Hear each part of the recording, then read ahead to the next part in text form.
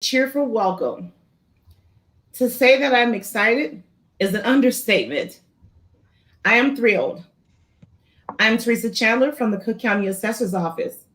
I see many individuals online watching here tonight, and I'm so proud to be here with the Cook County Assessor and the mayors of Bremen Township. I have a fantastic lineup. These guys are similar to the NBA players, but much better. On my team, I have the Cook County Assessor, Fritz Kaegi. Hi, how are you? Good to see you, Teresa. Good to see everyone here tonight. We have the Mayor, Roger Akpawa from the city of Markham. Good evening, Teresa. Glad to be with you. All right, great team. Also, I have the Mayor of Tyrone Ward from the village of Robbins. Yeah, the Mayor of Tyrone Ward. I love it. And the Mayor James W. Ford from the city of Country Club Hills. Welcome. Thank you. Thank you. Thank you. It's good now, to be here. In addition, we have Dr. Nicole Jardine. Okay. She's on the communications team, the A team, the team that's behind the scene. So let's welcome Dr. Nicole Jardine. She's our 3-point shooter. All right. There we go. So with that being said, I'm going to turn it over. But before I turn it over to Mayor Ward, I'm going to ask if you have any questions to please drop them in the chat box.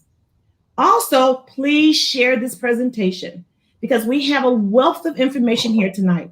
As I stated, this team is better than an NBA team. We are a great team, and we have some fantastic information for you tonight. With that being said, I'm going to turn this over to Mayor Ward. Thank you. Thank you. You should get paid for commentary. But I do want to thank the Assessor Kaegi and his team for sharing this particular process. And also I want to thank, it's always good to share the stage, so to speak, with Mayor Ford and Mayor Pagua. So I wanted to make sure that Robbins understands the reassessment process of the South Suburbs, particularly in Bremen Township. And in addition to that, how COVID-19 is factored in, especially with this recent uptick, that has been included lately. And because the assessor's office ran on property tax reform, we want to review the plan and and understand how we divide up and review the plan in terms of how it's divided up into each community and what they pay, right? So, so we have a vested interest in how to eliminate disparities in the South Suburbs, and that's one of the things that we're interested in Bremen Township. And also, as a past educator, I'm also interested in the effects and your efforts so far in funding schools to make sure that they are more equitable. Yes. And finally, I just want to make sure that Robbins and the Bremen Township viewers have a final opportunity to appeal their taxes if necessary tonight, even after the presentation, or tomorrow before the deadline. So once again, I thank all you guys. And if you were here, I would give you a high five. All right. Well, not bad. Oh, fine, high five. All right. There we go. Okay. Hey, so next we're going to have Mayor Akpawa. Yes, good evening, everyone. And I'm really glad to be part of this town hall this evening. And I'm glad to be a part of this platform and this process for what we're dealing with taxes in Cook County. And I'm really glad that we have a good assessor and Mr. Kaegi, who's doing some things that, like Mayor Ward mentioned, about what catapulted him to office. And we want to get behind him as mayors to be able to support that. And what that means to us at the city of Markham, it means that we understand that there's disparity about the way taxes are done in Cook County, and we know that our assessor is. I know myself that he's been in Springfield fighting. I've been down there a couple times, and I know that he was down there trying to get some legislation passed, and that's where the mayors can help get it back to Markham, Robbins, and Country Club Hills, and other places in Bremen. We can help the assessor legislatively push the things he needs to get behind him and support him to try and make the law equitable for everybody. So one of the things that I know that I'd like to see for the city of Markham, we have challenges with the way pins are dealt with, and some people built on double pins in their lots and that sort of thing. So we would want to make sure that obviously across Cook County that things are straightened out with the tax, the way the county law is, or maybe the state law is. But then when it gets right down to the township and to the municipality, how that pin is dealt with, maybe in combining them and things like that. Sure, we like and respect and the appeal process, but we also want to see if we can get some things done up front as far as what we do with our taxes, with the law and the code, and how it's dealt with in that regard, to make it easier for the taxpayer with his PIN and things like that. So I'm glad to be again on this team with my other mayors, my colleagues, and our assessor, Assessor Kaegi. We appreciate what you're doing in Cook County, and we support you.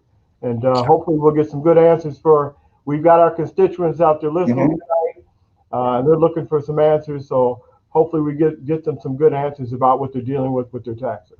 Thank you. Well, thank you. Mayor Ford?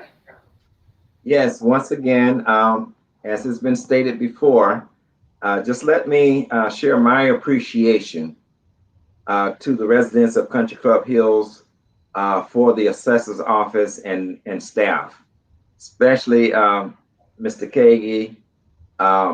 Thank you so much for taking time to be with us this afternoon and explaining the assessments to our residents.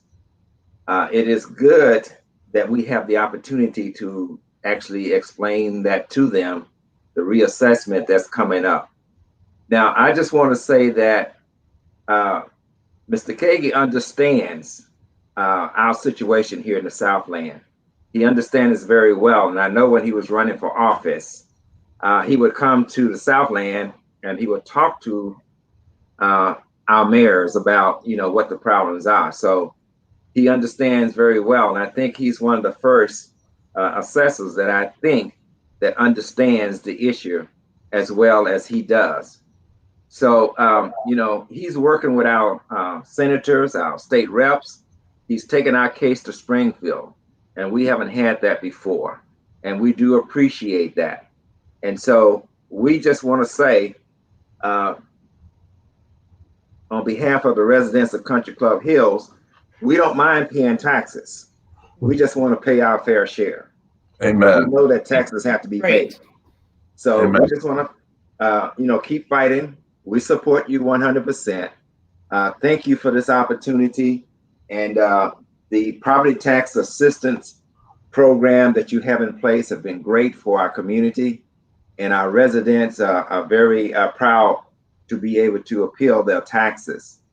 And so I just want to say to the residents of Country Club Hills that it's not too late. If you have a need, please appeal your taxes because the deadline is coming. So with that, thank you very much for allowing me this opportunity to speak. Well, thank you all. And thank you all for being here. Like I said, it's truly a pleasure to have such a great team. With that being said, Assessor Fritz Kaegi. Well, Teresa, thank you. And I wanted to thank Mayors Ford and Ward and Agpawa for those introductions. And I wanted to thank everyone here tonight who's watching. If you're like me, you got things going on in the kitchen, you got doorbells that might ring and dogs that might bark, and kids are getting a little bit ornery this time of night. And so I appreciate you being here with us when there's so many other things you could do, and we know how serious all this is. We feel the urgency of fixing the things that have been going wrong in our property tax system, the disparities that all of the mayors were talking about. And we're all of us are here tonight because you are owed an explanation for why there are all these disparities. And it's not just that. We just don't want to talk about in great detail about why the system's unfair. We want to talk about some of the ways that it can be fixed. We want to talk about solutions. And to do that, we need to tell you a little bit about how the assessment system works and how we fix the fairness of the assessment system. But as the mayors were mentioning, it goes even deeper than that. It goes to who is asked to pay what in our state. And as I'll tell you in a moment, that is a really deep part of the unfairness and structural inequity and disparities that folks in the Southland know all too well. And I just want you to know that I, as assessor, all of our team, our wonderful team, really focuses their energy on fixing this system with you in mind, because we know you've been hurt the most by it. And then when we have our energy left over, we do go to Springfield and we do talk to the federal government and raise our voices to address those deeper inequities that are also part of the property tax system that we, the assessor's office, can't control ourselves, but that someone needs to articulate and point out and work to change. And so we'll tell you about that tonight. Now, the way we do these, I know we had a really great event in Bremen with the township assessor last night. I want to make sure that we leave plenty of time for questions. The way we do this is I first give you some big takeaways on how the overall property tax system works and how we fit in with that and how we're trying to change it. And then following that, we have Nicole on our team who will give you insight on what's going on with real estate markets in your town. And it's great we have all the mayors here tonight because we can really dig in on that and all the specific elements of that and what goes into the assessments that went in to every neighborhood in your town. And then if, we are 250 people trying to value 1.8 million properties, and those 1.8 million properties are really different. Sometimes we don't have enough information to do it right. And so that's when appeals come in. And if we got that number wrong, our models trying to figure out how the market would price your very specific home, we can tell you how to do the appeal. So, Mr. Mayors, these conversations are best when you interrupt, when we have a free-flowing conversation. So I'm going to go through here, but anytime you want to interject, please do. And folks who are watching, ask questions in the chat box, and our team will collate them. We'll try to answer them immediately during the conversation if that works, or we'll keep them for Q&A, which is always the best part of the... Mr. Assessor, I'll jump right in with something. I don't want to be overcomplicated, but there may be some people out there. I know in the city of Markham, there's a lot of people that are smarter than me. So I'm the first one to say that. And so I'm going to ask a question because I know they're out there and they want to know. But there is a difference between the county tax code or formula opposed to the state. Is there a difference between the two in some regard? Yes. Yeah, so that's a really great question. So, we have Illinois sort of sets the rules that all of us counties have to work under. And in most of the state, residential property, commercial property, industrial property, it's all treated the same way in terms of coming up with assessed value. They're on par with each other. In Cook County, for historical reasons, because it has such a big commercial and industrial base, the Cook County can charge a different assessment rate for commercial industrial versus residential. And folks who live in Cook County who own residential get the benefit from that because the formula that the county sets assigns a little bit more of market value to assessed value than residential. And so Cook County taxpayers who own residential benefit from that. Oh, that's okay. That explains it very well. One of the other things that, because I often wondered how that worked, because you hear about the difference between the state and the county. Let me just go to something I mentioned when I did my opening remark, and just right to some of the chase for Markham. We have subdivisions that where homes were built on two lots, and with the two lots, they have two pins. They're being assessed twice for the taxes. What is some of the answer, the solution, or how do they handle something like that? If not now, how do we handle it later to get an answer to try to get a combined pin or something that's going to lower the tax for those individuals, get relief on those properties? Well, I wish there was a way that if you just combine two separate pins into one, it would somehow reduce your tax bill. But that's not how it works, because we treat both of the pins together whenever a transaction happens. And so the assessed value that we have for those two pins, they go together, and that reflects the value of the house when it transacts together. So having two separate pins does not mean you're paying more than your fair share of assessed value, or there's somehow a penalty for owning two pins versus one pin. It's the same. It's prorated, and I checked in. I knew this has been a concern in some of your communities, because we do have a lot of areas that have two pins in the Southland.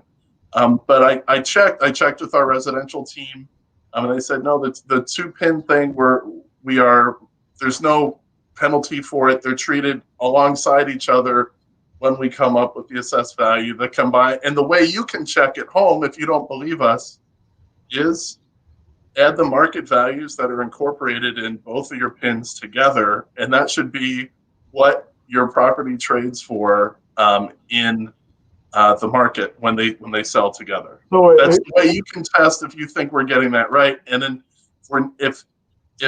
if you think the value that we're arriving at for those combined pins is greater than what they would sell for, then that is a grounds for appeal. Okay. Great question. Okay. Go ahead, Mayor. Well, now just one last thing on that same note, that it just would have more to do that the fact that it was new construction that was put on those new pins, and that's how the assessment would have been, because it's maybe a new construction of a home or whatever was being built. Is that yes? There are a bunch of historical reasons why two pins, might have been used. But if there's new construction on them, it's treated no differently than if there's new construction just on one pin, and we treat it together. And there's when something is built new, we look at all the market indicators for what new construction would sell for to come up with their assessment.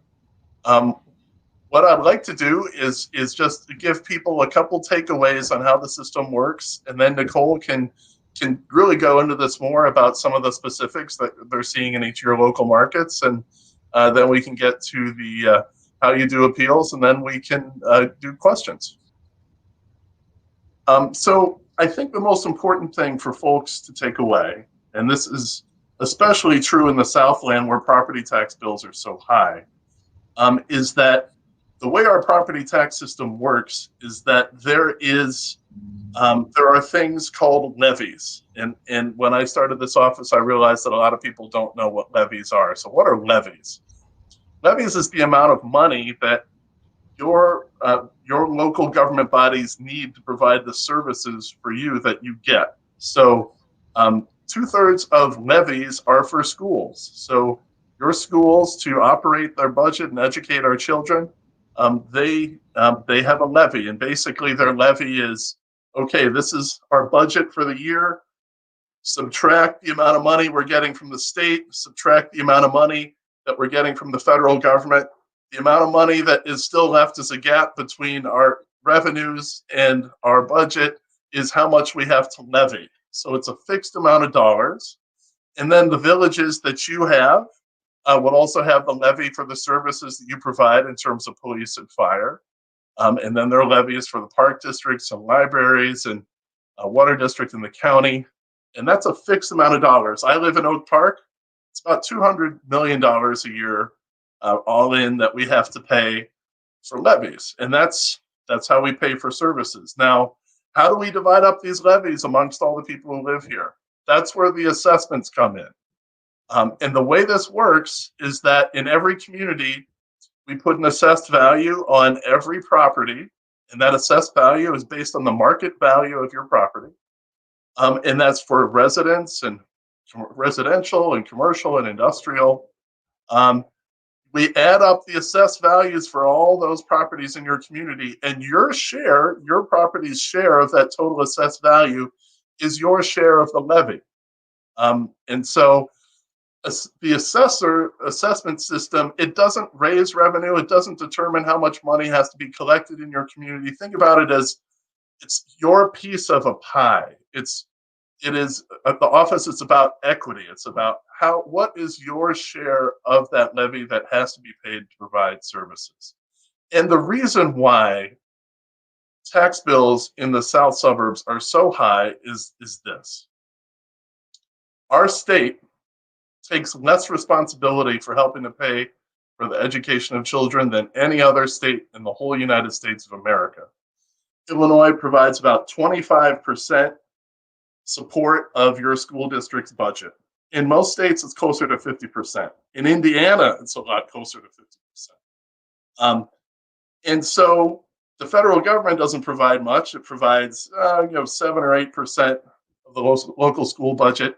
All of the rest is put on the backs of local property owners in your community, in that school district. Again, schools are about 2/3 of the property taxes that you pay. When you have communities that don't have much property value in them because there's been deindustrialization and malls have closed because of the advent of Amazon, and you had a global financial crisis that destroyed household equity wealth. You have all those things. That means property values in your community shrink. And that you have to divide the cost of educating children across the pretty small base of assessed value. And so we in the assessor's office, it's our job to make sure that we're not letting property value be misestimated, be underassessed, so that some people are escaping responsibility for their fair share of that levy. It's our job to make sure that we're valuing every single property right, so everyone's paying their fair share of that levy.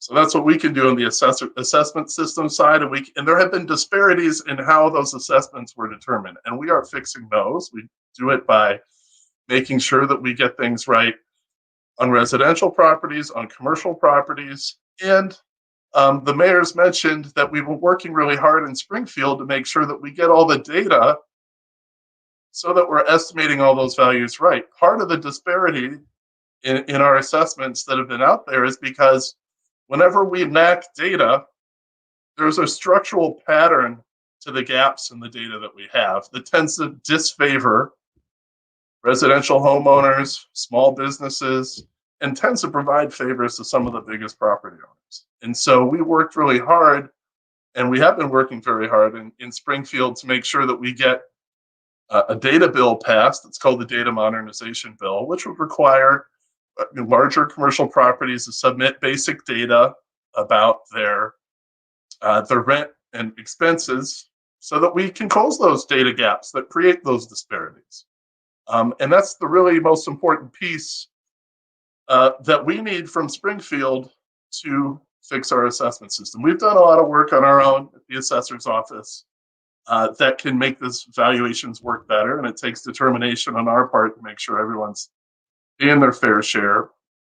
Because whenever someone's underassessed and their piece of the pie is shrunk, that means everyone else has to make up the difference.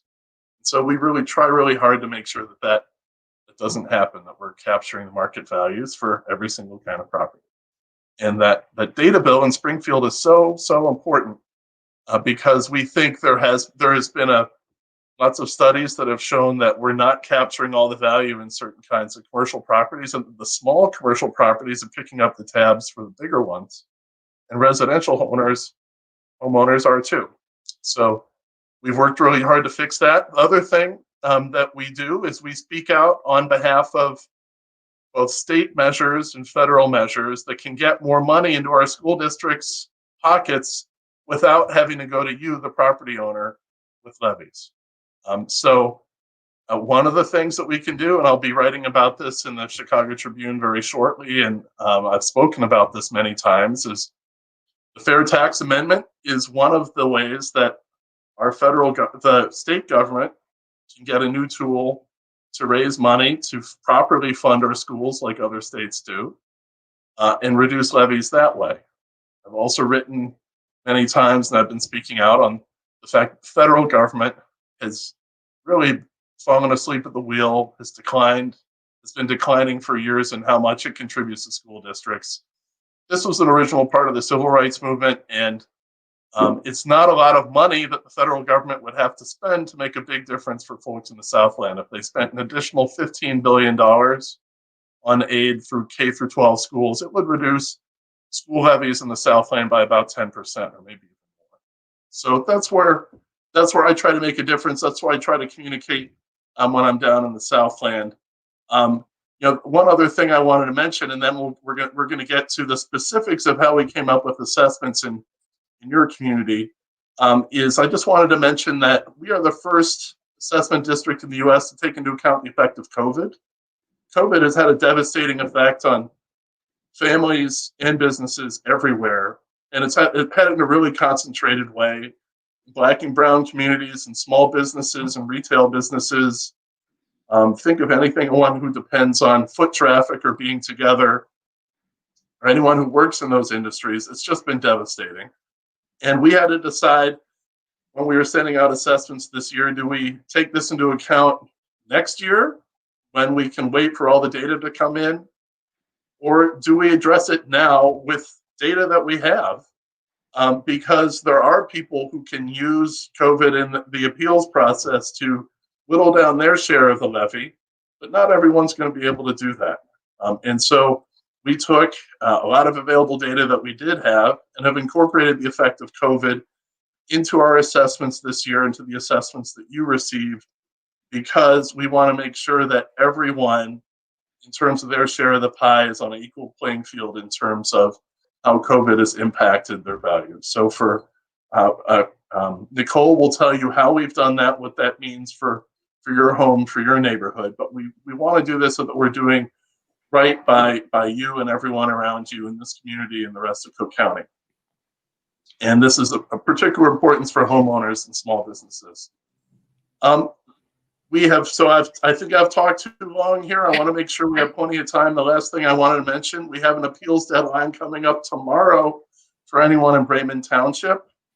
That's one thing I want to mention. Second, I should have mentioned this earlier, but we worked with your representatives in Springfield to deliver on something very important for you and your neighbors, is that we got automatic renewal of the senior exemption starting this year. Imagine with the onset of COVID, if people would have had to continue, if people would have had to continue with this old practice that had been around for over a decade, that seniors had to continually certify on paper that they were still over 65 and not getting younger. And this process every year trapped tens of thousands of people and people who forgot or couldn't get around to it. My dad, one of the cheapest guys ever, but life happens, things go on in your life. My mom died a few years ago, and when that happened, he forgot to file for his senior exemption. That can happen to people. Everyone's entitled to this. We have the data on who's over 65. And so we worked with your state representatives and with the governor, with your senators. We got that passed. So everyone who already had the senior exemption automatically renewed this year. And those tens of thousands of seniors did not have to come to our offices in COVID or bring papers that could have virus on them and be subject to that. And we also got 3 other kinds of exemptions also automatically renewing: senior freeze, veterans with disabilities, and veterans exemptions also automatically renewing. And that's just for this year, but that sort of extended that work that we did with Springfield, and we've been trying to deliver for you with that. You can make appointments to speak with someone at our office on our website at www.cookcountyassessor.com/APPT. And we've got here in Markham our own district office, and you can go right there and can also make an appointment right there. So this is for you in the Southland. Remember, we got that deadline tomorrow in Bremen, so we're right down to the wire here. Phew. Okay, let me hand this off. Okay. Well, thank you, Assessor, for those words, and thank you also, mayors. I'm going to turn it over now to Dr. Nicole Jardine. Oh, it's ridiculous. And Mayor. The ball is in your court. Appreciate too much. Nicole, you get 3 mayors and an assessor. We're going to run behind. It's just baked into the thing. No. Please feel free to. I'm going to go as quick as I can. I kind of want to just share basically 2 things, but Mayor, please feel free to interrupt anytime you want to hear more. I just want to make sure we have enough time for Teresa to talk about appeals, and we got some good questions already coming into the chat. So, all right, I am. So usually we, I say, type your neighborhood code into the chat, and we'll, pull up data about your area. I'm not sure we'll have time, but might as well try. All right. You can find all of this data at cookcountyassessor.com. Just go to cookcountyassessor.com, and in that yellow banner where it says Townships Open for Appeal, you just click on Bremen, and all the information that I'm going to show is there. Okay, so I wanted to share kind of 2 take-home messages with folks. The first one that is kind of surprising to people is that your home can increase in value while your property tax bill goes down. And I'm going to prove it to you. Under Assessor Kaegi, our office reassessed the North Suburb Townships last year in 2019. And here's an example of a home that had an increase in its estimated value. It went up, about 2%. So from 2018 to 2019, there's an increase in the assessed value. But there was a decrease in the total tax bill for this property. So property value went up 2%, but the tax bill went down 8%. And that can happen for a couple of reasons. It's just because of what Assessor Kaegi mentioned about how Cook County calculates property taxes here. One reason is maybe the levy got smaller, all those schools and community health centers that rely on funding, maybe they're able to pull other source of funding besides property taxes. Or maybe the entire property tax base got bigger. There's more properties moving in the area, or assessed values increase. So, this is just one example. There's more, but it can be true that your home's actual value, your equity as a homeowner, can increase while your property tax bill goes down. Just a quick reminder, reassessments are every 3 years. The reassessment notice that you get this year won't affect your tax bill until next year. So just keep that in mind. At the assessor's office, our goal is basically a reasonable range of accuracy for your property value. So when you get that reassessment notice in the mail, we're hoping that it's reasonably accurate. And here's how we did it, and here's some data about Bremen. So first I'm going to share some information about sale prices of homes. So I think in Bremen we saw about 4% of properties sold in any given year. And so what I'm going to show now is for those properties that sold over time, what's happened to sale prices. What we found is that over the last couple of years, sale prices have trended upward. So this graph shows from data that goes up until the end of 2019. That's kind of all the data that we had available to us before we started our 2020 reassessments. And in that 3-year period before 2019, we actually saw a 20% increase in median, basically average sale prices. Now, these are averages. Every home is different, and actually, each region in Bremen Township is different. But, overall, we're actually seeing some nice economic recovery in the area. Okay, so next graph I'm going to show is a similar graph. So what's happening over time, but this time it's in the Cook County Assessor's estimates of home values. So again, the office's job is to estimate values for all properties in an area. And here we've actually seen overall a 6% decrease in estimated values. Now, why do the charts look different, Nicole? I'm going to try to answer this quick. I think that's a really good question. And, we might think maybe that's something to do with 2020. That could be, and I'll get into the COVID adjustments in a second. It could also be maybe in the chart on the right, maybe things went down because of what happened in 2017. So 2017 was when this office previously reassessed properties in your cities and in your township. We can compare that to some sale data. I would compare it to 2016, which is, again, that's that data that the office had at that time to reassess these properties. And, these numbers are never going to be right on top of each other because, every home is different and stuff like that. But, just on average, it seems to be the case that in 2017, maybe there was some overassessment here. And again, each individual property is different. And so, it's hard to really draw strong conclusions from these averages. But, that's kind of the pattern that we've seen historically and that we're working really, really hard to correct. I want to wrap up to make sure we have enough time to address questions. We did implement COVID adjustments. We basically measured unemployment in every neighborhood in the county. And we use those increases in unemployment to create adjustments to home values. So again, every home had an adjustment to value, and that adjustment was tacked onto that initial estimate of a home's value in 2020. Bremen's pretty diverse, so I kind of pulled out some data here about some neighborhoods that kind of overlap with y'all's areas, and it's all about location, right? So all of this data and more is available on our website.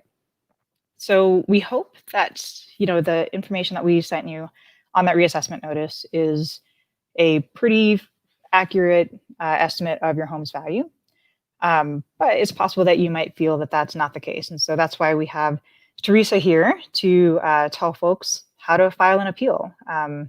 If you think that your home, could not possibly sell for that much on the market, that's why we're here. Well, thank you, Dr. Nicole Jardine. And like I said, this is our 3-point shooter. She came in with it. So, hey, we got a great lineup here. This is better than the NBA team. Well, I'm going to start. Some of the information may be similar with the Cook County Assessor Fritz Kaegi said, but a couple of things that was not mentioned is that we value property on fairness, ethics, and transparency. And it's our goal to provide you with the best possible customer service satisfaction. That's what we do in our office. Nothing is hidden. Everything is transparent. And I'm going to start. The first picture that we have here, this gray and white picture, this is called your reassessment notice. And it's basically, it entails your property description. It has your assessed valuation. And on the flip side of it, it has your exemption. But it also have your property index number, your classification, things of that nature. But most importantly, at the very bottom, it has your appeal deadline. Okay? That's really important. Why? Because you want to file your appeal within the time frame. You have 35 days to file your appeal. The Cook County Assessor's Office, we're the ones who mail you this documentation. You'll receive it every 3 years. The other documentation, this yellow one, this is your second installment property tax bill. Why are we using the second installment? Because we feel that there's a lot of pertinent information on there, similar to your assessed value. The Cook County Treasurer's Office mails you this property tax bill, okay? Your township is on here, your property classification, and most important, as the Cook County Assessor stated, your taxing district breakdown, how much it costs for your municipality, your township, what they're spending, how much they're spending. As the Cook County Assessor stated, most of these dollars are spent on school districts. Now, why is this important? We need to know where our fundings go. Some people says, well, I don't have kids in school, but you're only paying your fair share of the pie. All right. So here we have 4 different brackets, and we have your 2019 tax bracket, and to the right, you have your 2018 year. But in the middle, you also have your 2019 tax rate. Okay, at the very bottom here, it says 13.434. Now, where does that number come from? Well, I'm just going to say hypothetical. The Cook County Clerk's Office, they text your municipality to see how much money it costs to run your township or your municipality, and they come up with this number. And that's how this number is derived, based on what it costs to run your township. Right now, this is just a sample, and there's 38 townships in Cook County. Here we have your tax calculator. This is found at the very bottom of your second installment property tax bill. The Cook County Assessor's Office, we're only responsible for the value of your home. We put that value on your property taxes. So you have your 2018 right here, and that's your prior, and your 2019 property value. Here you have your assessment level, which is 10%. All residential properties are assessed at 10% in Cook County. And if you come down where it says multiply, it says your state equalizer, and many people know this as your multiplier. That's derived from the Illinois Department of Revenue. They're the ones who come up with this number. We have no control over this number. They actually come up with this number themselves. The state equalizer, the Illinois Department of Revenue.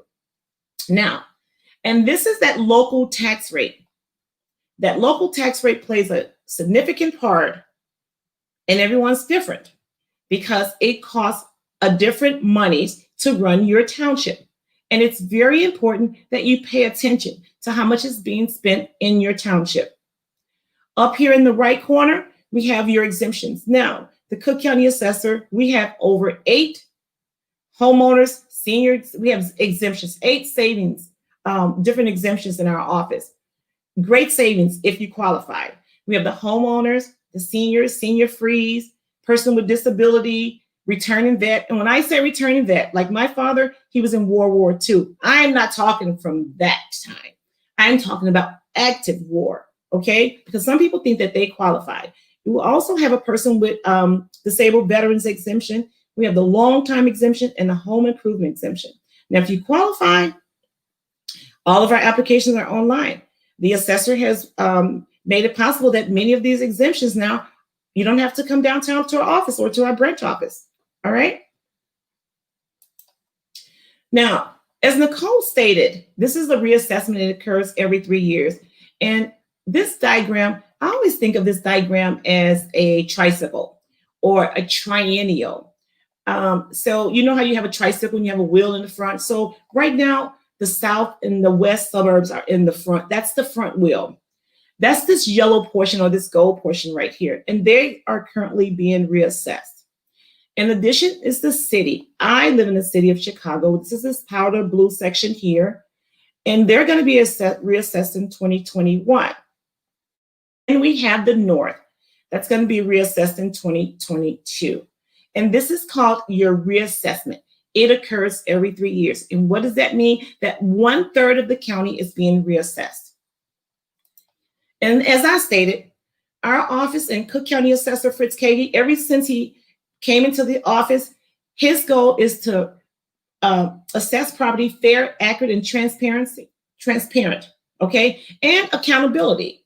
Hold us accountable. We don't always get it right the first time, but with your help, we're building a better office.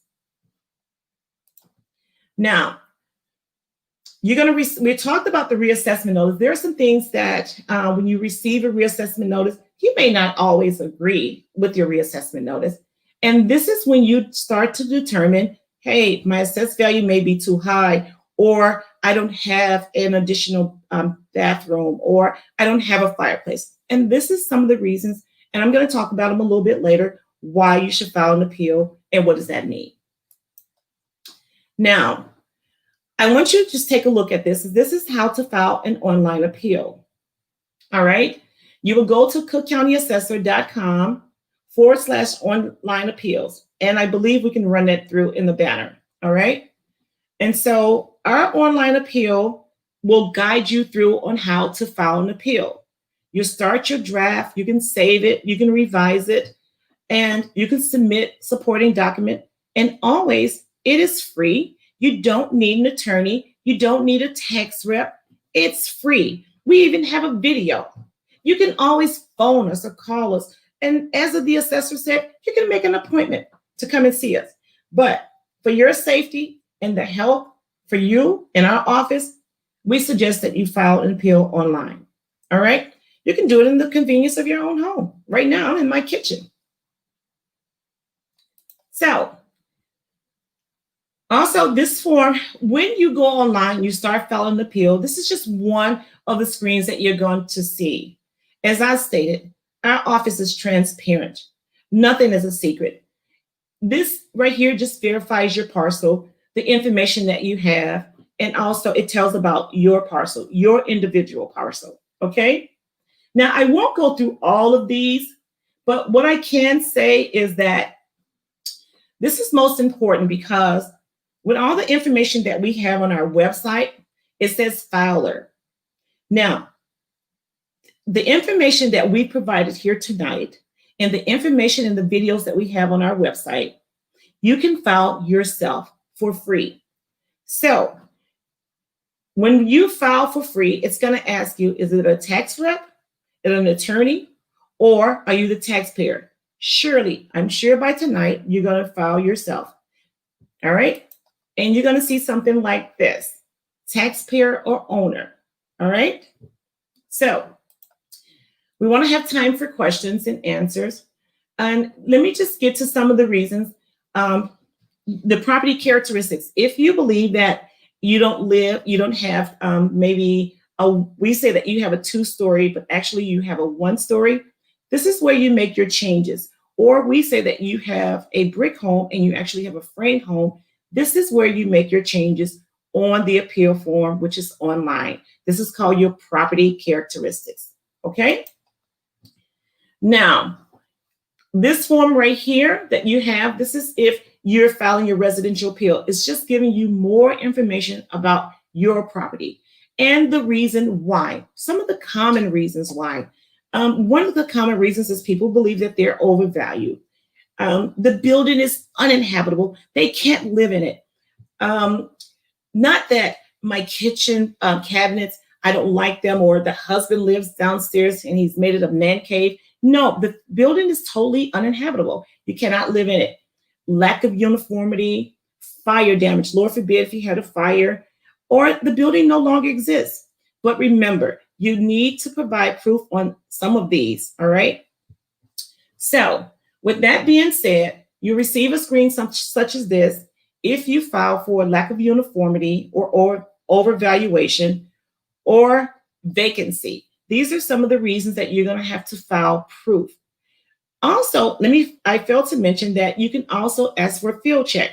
If we say you live in an 1,800 square feet home and you only live in a 900 square foot home and you want someone to come out and sketch and measure, one of our field reps will come out and sketch and measure. We won't give you a call, we will just come out, okay? That's called a field check.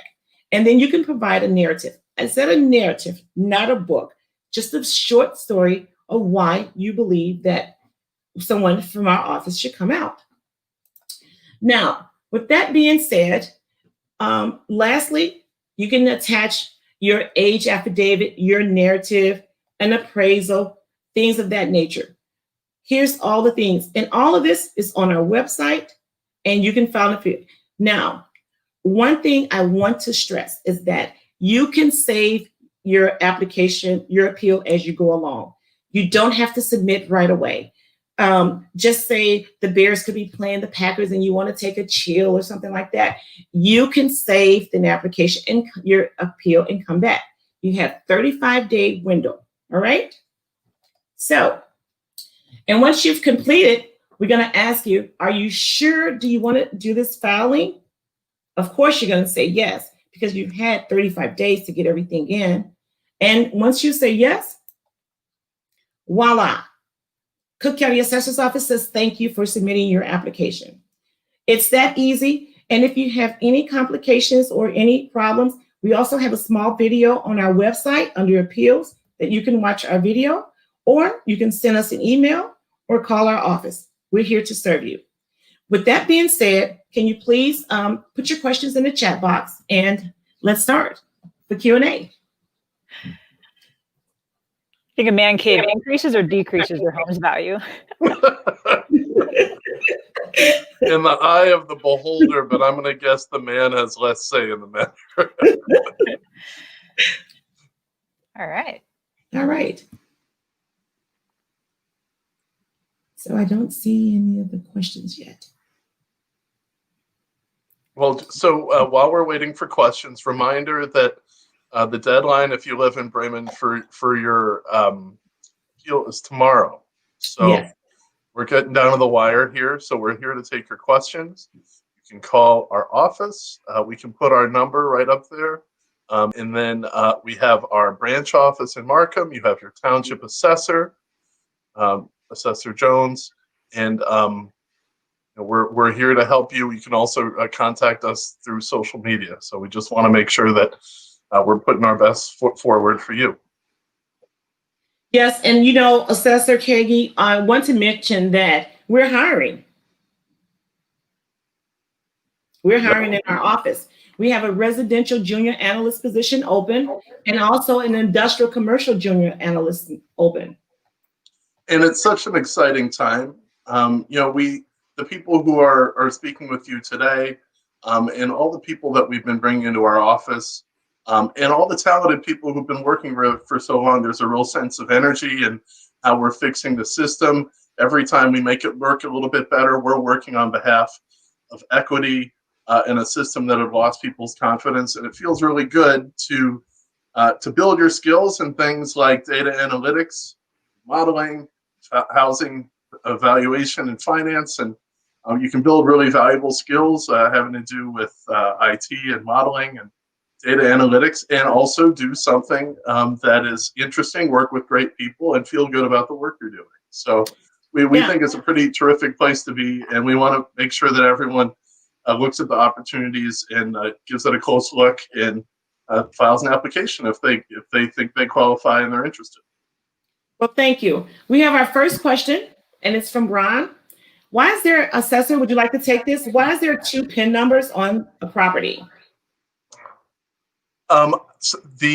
This is for historical reasons, I think, that the lots were a little bit larger in a lot of South suburban townships, and you could basically build on 2 different lots for one property, and that's why they have 2 pins. Now, if you don't like having 2 pins, you can have them combined, and this is something that we can help at the office with you, but typically it's an indication that the property is larger. Anything you wanted to add on that, team? So that's pretty much, yes, that's it. And if you combine the 2 PIN numbers, it will not shrink the bill. So I believe that's what people are under the assumption that if you combine both properties, the bill will get smaller. And that's not the case. Tiffany Malone says she owns 2 pieces of property which are next to each other, and one of the homes sits on the other is a vacant land. They are both under different pins. Her house value went down, but her vacant land went up. She has a few questions about that. She's tried to find many comparables in her home. What happens if there's no comparables in her property? Nicole, would you like to take that?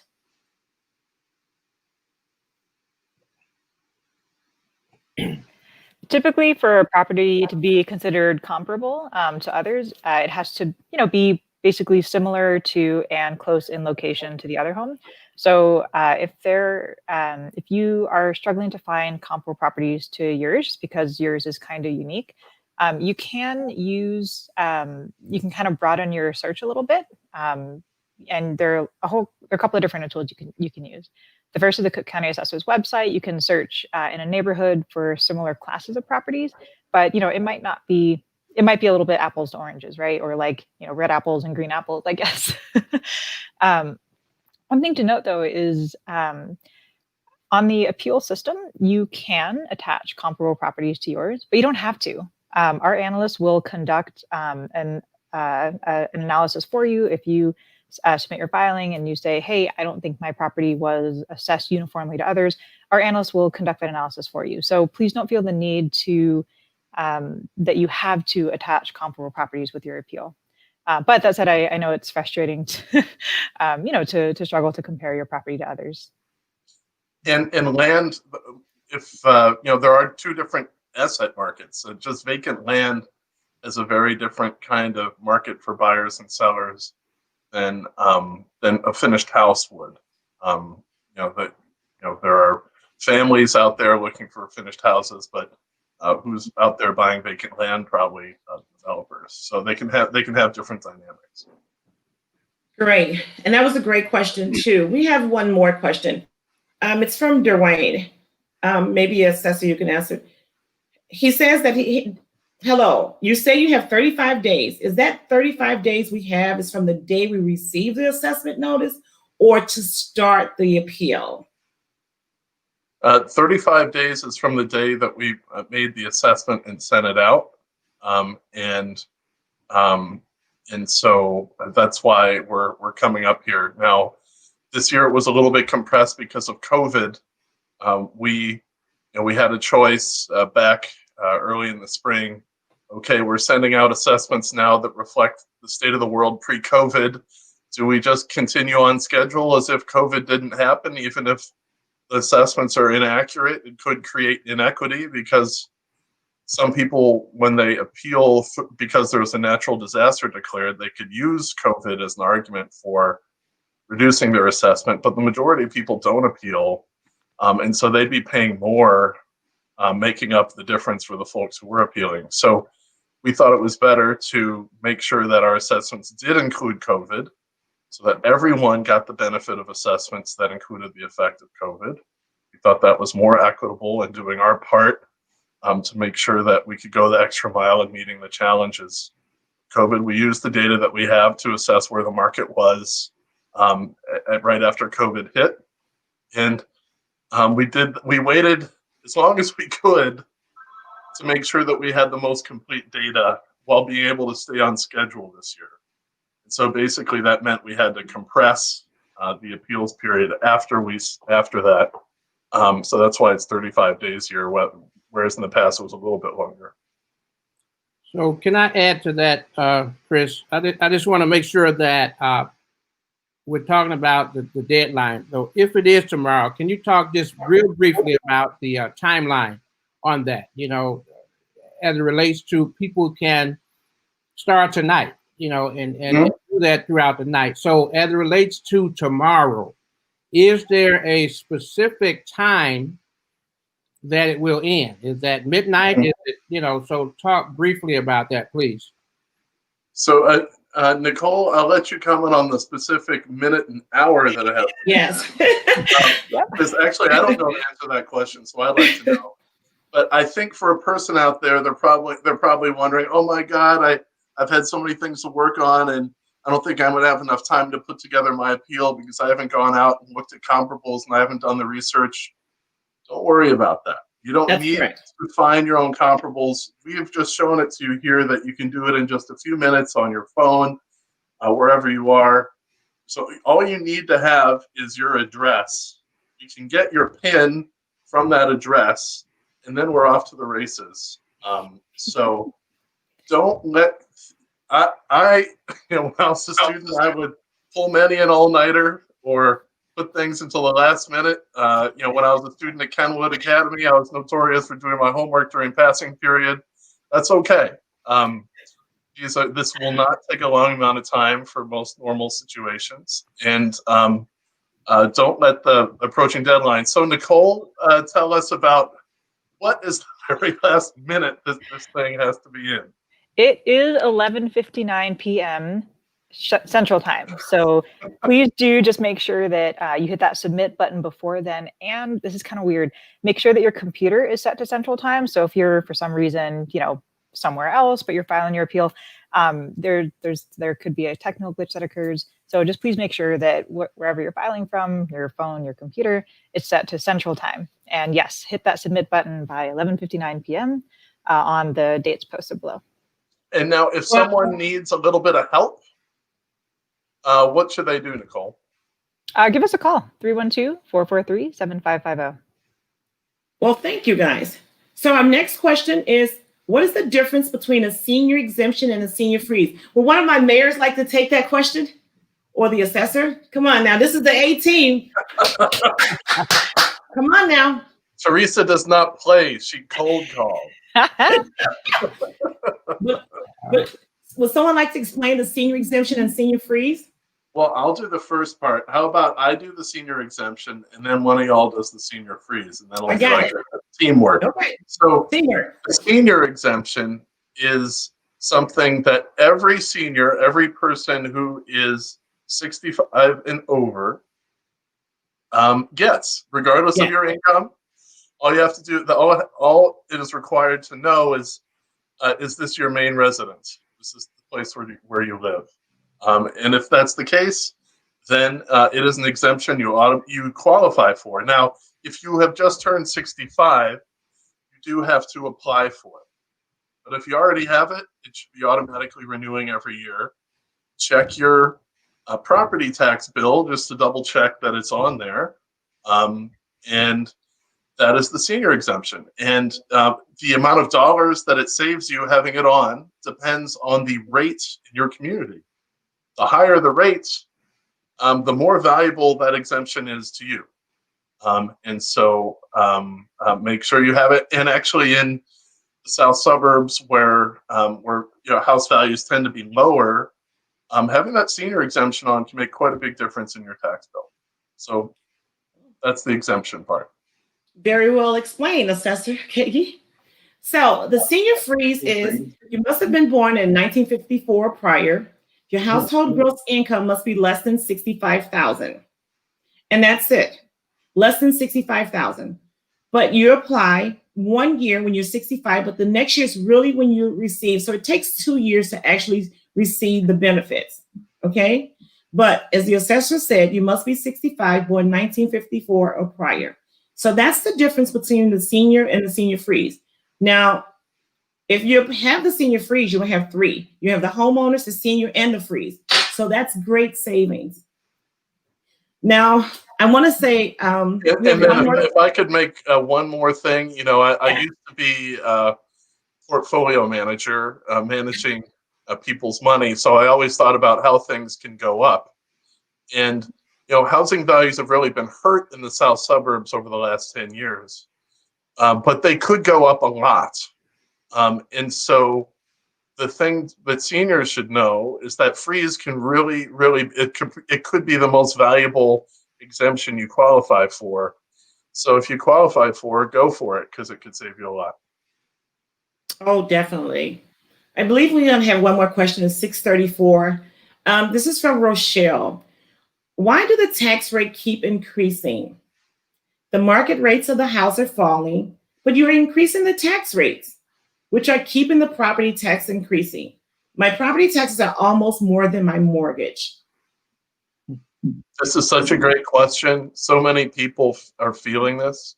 And the thing that really makes people mad is it's not their fault. They're feeling what's going on? I did the right thing. I bought my house. I worked hard to save for it.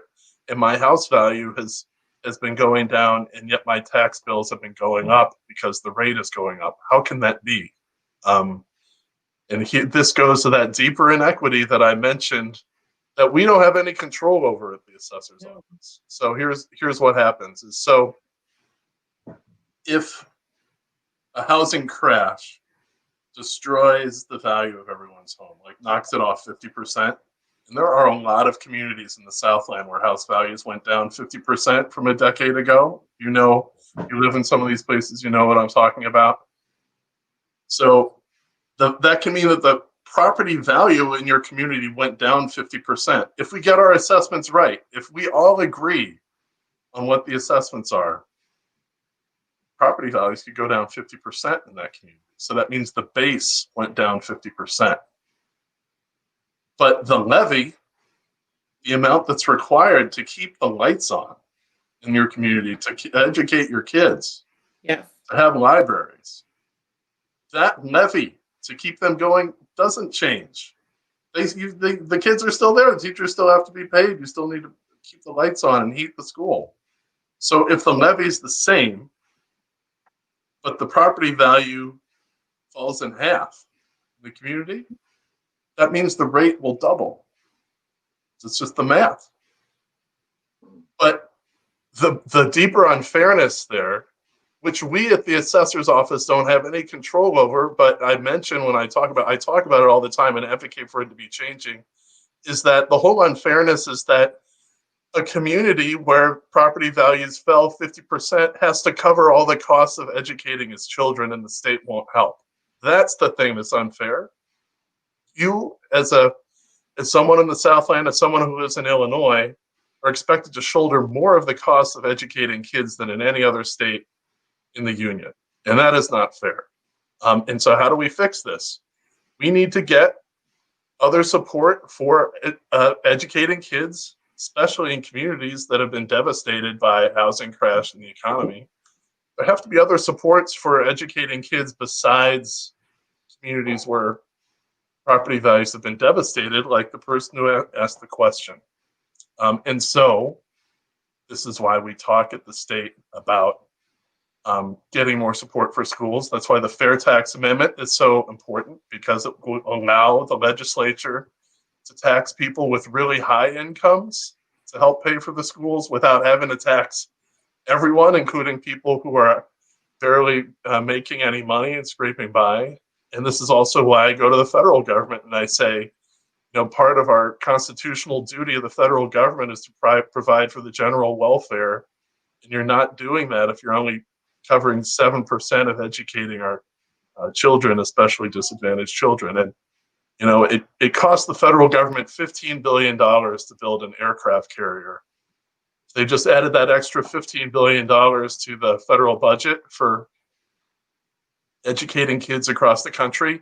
The property taxes in the south suburbs for schools will probably fall about 10%. So this is what I spend my time on, besides in operating our office to try to advocate for that. But that's the answer to your question, Rochelle. I'm trying to change it on the assessment side. All I can do is make sure that we're getting the assessments right, that we're accurately valuing everyone, so that no one's skating by not paying their fair share of the levy. But even if we get the assessments right, that deeper injustice that someone who live in your community, who've done everything right, your property tax bill still goes up when even though your house value goes down. That is deeply unfair, and I couldn't agree with you more, but I'm just explaining why it happens. Well, we've answered all the questions in the comments section. I want to thank each and every one of you on my team tonight. Better than the NBA players. It's just been a pleasure working with each and every one of you. The assessor, would you like to close us out? Well, Teresa, if Nicole is our shooting guard, you're our point guard, and so you did a great job tonight. And then we got all of I'm not going to say who's the center and power forward and small forward, because everyone's equal here. But I'm really glad everyone was here with us tonight. And I want to thank everyone who was watching. I know you got other places to be. Thank you for spending time with us, and we hope we answered your questions. And I thank you all for listening and for joining us, and for the mayors who are here with us tonight. Well, thank you. And thank you all. Have a wonderful evening. Have a restful night. Be safe and be happy. Thank you. All right. See you later. Good night.